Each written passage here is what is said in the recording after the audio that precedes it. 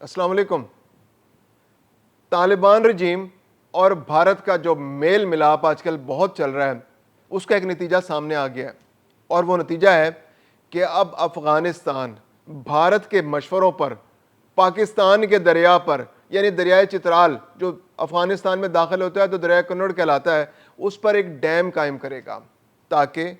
پاکستان کے پانی کو روکا جا سکے۔ یہ بالکل وہی اسکیم ہے جو بھارت کی اسکیم ہے۔ پاکستان کے پانی کو روکنا بھارت کا اہم ترین منصوبہ ہے۔ وہ پاکستان سے جنگ تو نہیں جیت سکا، پاکستان کے خلاف جو اس نے مئی میں حملہ کیا تھا، پاکستان پر نیا نارمل بنانے کی کوشش کی تھی، تو ایسی دھول چاٹی کہ اس کے بعد اب اس نے فیصلہ کیا ہے کہ اس نے پاکستان کے خلاف آبی دہشت گردی کرنی ہے، اور پاکستان کے جو دریا آتے ہیں، جو کشمیر سے آتے ہیں، وہاں پر ڈیمز بنانے ہیں تاکہ پاکستان کے پانی کو روکا جا سکے، یا اس پہ مکمل کنٹرول نہیں تو ایک ایسا کنٹرول بنایا جا سکے کہ پاکستان میں آبی نظام مکمل طور پر بھارت کے کنٹرول میں ہو جائے، اور پاکستان جو زراعت کے لیے اس سے فائدہ اٹھا سکتا ہے وہ نہ اٹھا سکے۔ اسی طرح اب امیر متقی صاحب افغانستان گئے تھے، اب وہاں سے آئے ہیں تو ایک نیا فتنہ، ایک نیا فساد ساتھ لے کر آئے ہیں، اور وہ فتنہ یہ ہے کہ پاکستان کا ایک ڈیم ہے، دریائے چترال،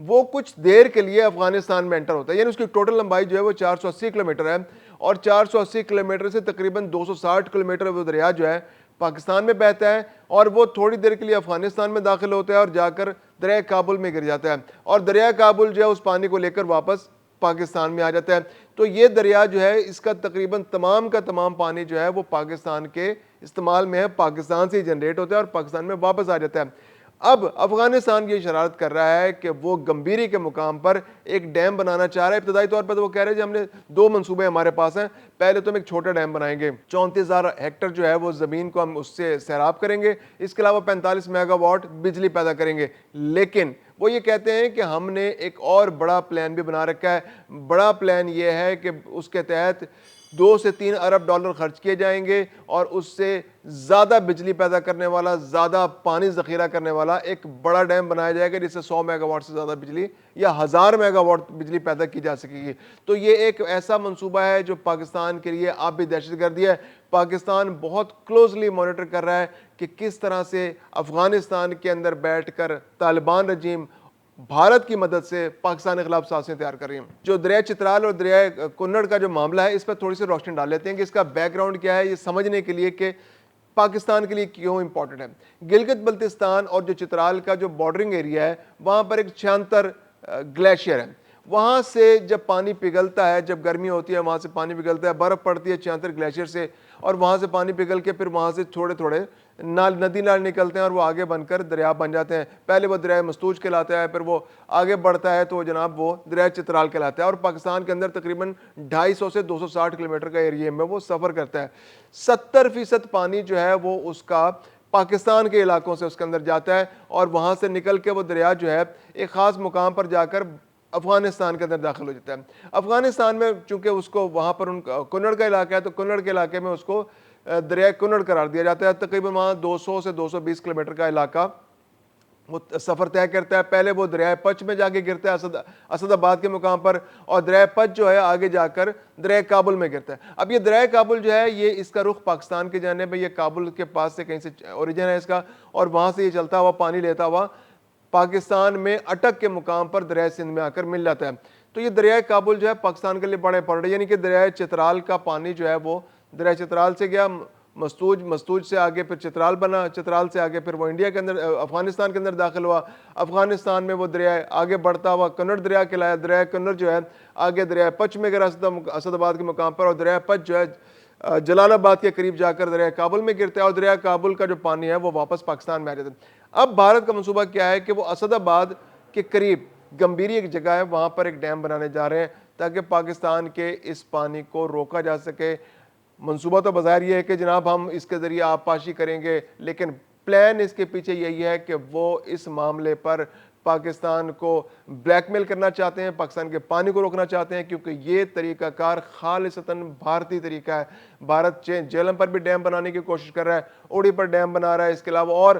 کشن گنگا ڈیم اس نے بنایا تاکہ پاکستان کو زچ کیا جا سکے، اس کے علاوہ اس نے چناب پر بگلیار ڈیم بنایا، اور بھی منصوبے ہیں جو اس کے ابھی زیر تکمیل ہے یا وہ پہ ابھی منصوبہ بندی کر رہا ہے، تو وہ پاکستان کے پانی کو مستقل طور پر روکنا چاہ رہے ہیں۔ تو یہی اسٹریٹجی اب افغانستان میں اپنائی جا رہی ہے۔ پاکستان کا کنسرن اس میں بہت سمپل ہے، جیسے پاکستان اور بھارت کے درمیان جو ہے وہ انڈس واٹر ٹریٹی ہے، اس طرح دریائے کنڑ اور دریائے چترال جو ہے، اس کے حوالے سے افغانستان اور پاکستان کے درمیان ابھی کوئی ایگریمنٹ نہیں ہوا، چونکہ حالات بہت خراب ہیں، اس لیے آگے کوئی ایگریمنٹ ہونے کی توقع بھی نہیں ہے مستقبل قریب میں۔ تو ایسے میں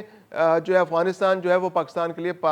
پانی روک کر پریشانی کا سبب بن سکتا ہے، اور وہ پانی جو پاکستان کا سارا پاکستان سے پانی جا رہا ہے وہ افغانستان کے اندر زراعت میں یا اور مقاصد کے لیے استعمال ہو سکتا ہے، یا وہ اس کو آگے اپنے دیگر علاقوں میں اس کو بھیج سکتے ہیں، نالے بنا کے، ندی نالے بنا کے، نہری نظام بنا کر۔ تو یہ پاکستان کا پانی، کیونکہ یہ پانی چترال کا یہاں سے جاتا تھا اور آگے دریائے کابل میں شامل ہوتا ہے، اور دریائے کابل اس کو پانی کو واپس پاکستان میں لے آتا تھا۔ اس کے علاوہ دوسرا جو سب سے بڑا کنسرن ہے وہ یہ ہے کہ افغانستان نے پلان یہ کیا ہے، ابتدائی طور پر تو افغانستان یہ کہہ رہا ہے کہ ہم افغان کمپنی کو دعوت دیں گے کہ اس میں سرمایہ کاری کریں، کیونکہ گمبیری میں یہ چھوٹا پروجیکٹ ہے،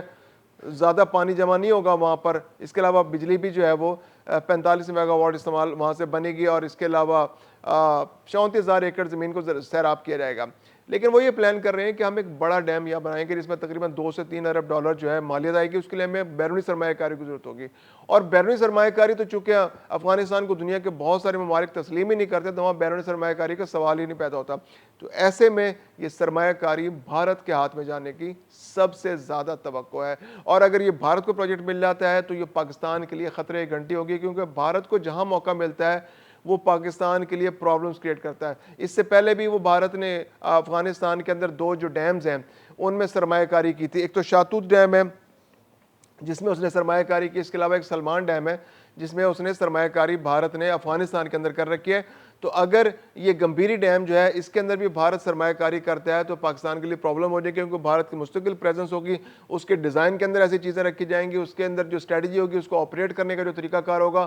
وہ یقیناً پاکستان کے لیے انتہائی نقصان دہ ہوگا۔ تو ایسے میں پاکستان کے پاس یہ ہے کہ پاکستان کو بہت کلوزلی مانیٹر کرنا پڑے گا، اگر کوئی پرابلم ہوتا ہے تو فوری طور پر معاملے کو عالم عدالت انصاف کے اندر لے جانا پڑے گا، یہ کسی بھی فورم پر جہاں پانی کے مسائل کو اٹھائے جاتے ہیں، کیونکہ ٹیل پر رہنے والے جو ملک ہوتے ہیں ان کا سب زیادہ حق ہوتا ہے۔ پاکستان کا دریائے اوریجن بھی پاکستان سے، اوریجنیٹ بھی اس کا پانی یہاں سے ہوتا ہے، افغانستان میں تھوڑا داخل ہوتا ہے اور پھر دریائے کابل کے ذریعے پاکستان میں آ جاتا ہے، تو پاکستان کا حق اس پہ سب سے زیادہ ہے۔ تو اس میں پاکستان کو پھر یہ کہ پاکستان اور افغانستان کے حالات ٹھیک ہوں تو پاکستان کو افغانستان کے ساتھ کوئی مستقل حل بھی نکالنا چاہیے، کوئی فارمولہ بنا لینا چاہیے کہ ایسا نہ ہو کہ پاکستان کا سارا پانی جو پاکستان کے گلیشیئر سے پیدا ہوتا ہے، پاکستان سے